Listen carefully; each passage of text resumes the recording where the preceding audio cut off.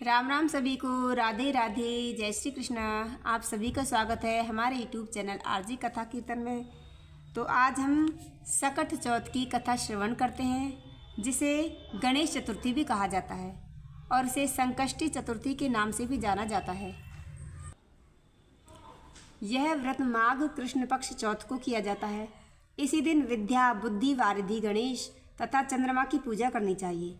दिन भर व्रत रहने के बाद सायंकाल चंद्र दर्शन होने पर दूध का अर्घ देकर चंद्रमा की विधिवत पूजा की जाती है।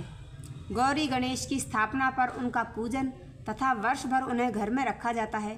नैवेद्य सामग्री तिल, ईख, गंजी, भाटा, अमरूद, गुड़ तथा घी से चंद्रमा गणेश का भोग लगाया जाता है। यह नैवेद्य रात्रि भर डलिया इत्यादि से ढककर यथावत रख दिया जाता है, जिसे पहाड़ कहते हैं।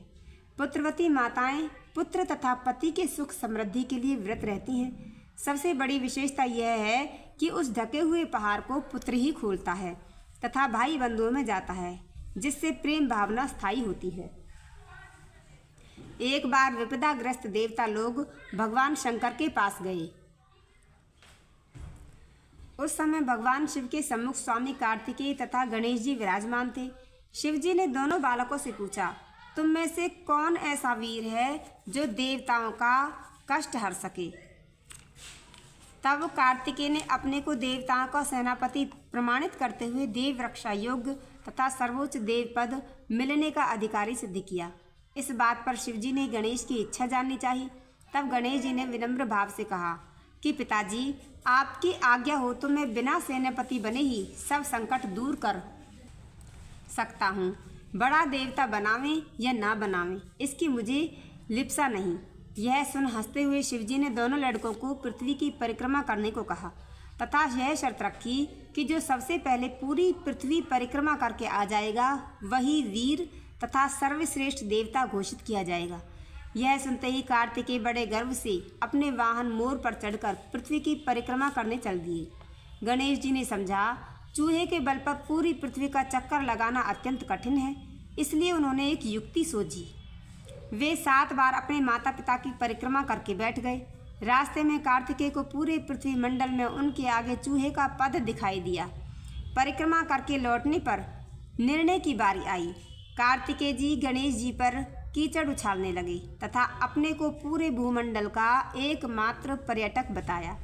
इस पर गणेश जी ने शिवजी से कहा कि माता पिता में ही समस्त तीर्थ वास करते हैं, इसलिए मैंने आपकी 7 बार परिक्रमाएं की। गणेश की इस बात को सुनकर समस्त देवगणों तथा कार्तिकेय ने सिर झुका लिया। तब शंकर जी ने उन्मुक्त कंठ से गणेश जी की प्रशंसा की तथा आशीर्वाद दिया कि त्रिलोक में सर्वप्रथम तुम्हारी पूजा होगी। तब गणेश जी ने पिता की आज्ञा अनुसार जाकर देवताओं का संकट दूर किया।